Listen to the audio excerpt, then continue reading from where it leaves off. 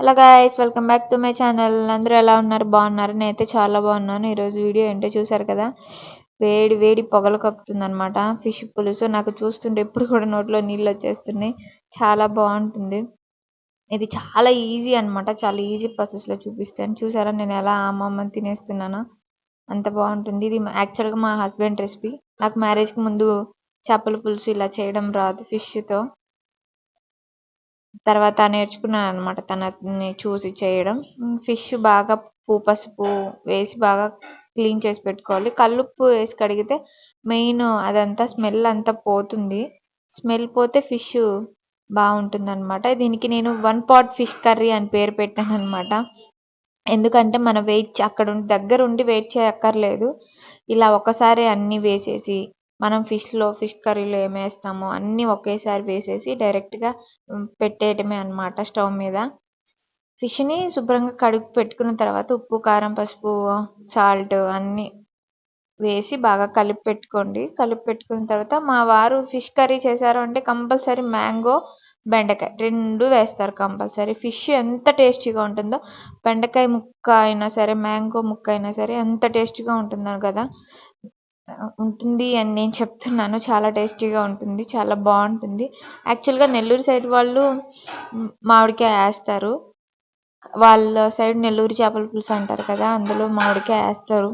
నెల్లూరు చేపల పులుసు అంటేనే స్పెషల్ మామిడికాయ వేసి చేస్తారంట. నేనైతే విన్నాను కానీ ఎప్పుడు తినలేదు. ఇలా నేను చేపల పులుసు తిన్నది ఇలా మా హస్బెండ్ చేసేది, మ్యారేజ్కి ముందు మా మమ్మీ చేసేది.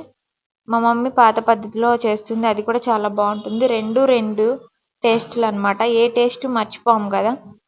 అమ్మ చేసింది మర్చిపోలేము, ఇలా ప్రేమతో హస్బెండ్ చేసింది నేను మర్చిపోలేను. నాకు రెండు చాలా ఇష్టం. ఇలా అన్నీ వేసేసి కలుపుకొని కొంచెం ముక్క చెదిరిపోతుంది కదా, అలా చెదిరిపోకుండా కలుపుకొని ఇంకా గ్యాస్ స్టవ్ మీద పెట్టేసి ఇలా ఉడుకుతున్నప్పుడు మధ్యలో సాల్ట్, కారం చెక్ చేసుకోండి. ఎందుకంటే చింతపులుసు పోస్తాం కదా, కారం మనం ఎక్స్పెక్ట్ చేసిన దానికంటే కొంచెం తక్కువ ఉంటుంది పులుపు వల్ల.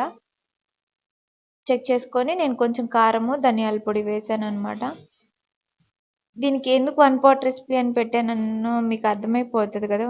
ఇప్పటికే అర్థమైపోయి ఉంటుంది, ఎందుకంటే అన్నీ ఒకేసారి వేసాం కదా, అందుకు అనమాట.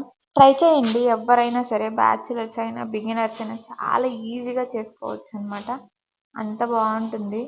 చాలా ఈజీ. ఓ ఫిష్ అంటే స్మెల్ వచ్చేస్తుంది, అలా ఉంటుంది ఇలా ఉంటుంది అనుకుంటారు కదా, అలా ఏముండదు. చాలా బాగుంటుంది. శుభ్రంగా క్లీన్ చేసుకుంటే ఫస్ట్ స్మెల్ రాదు. నేను ఒక టిప్ చెప్తాను.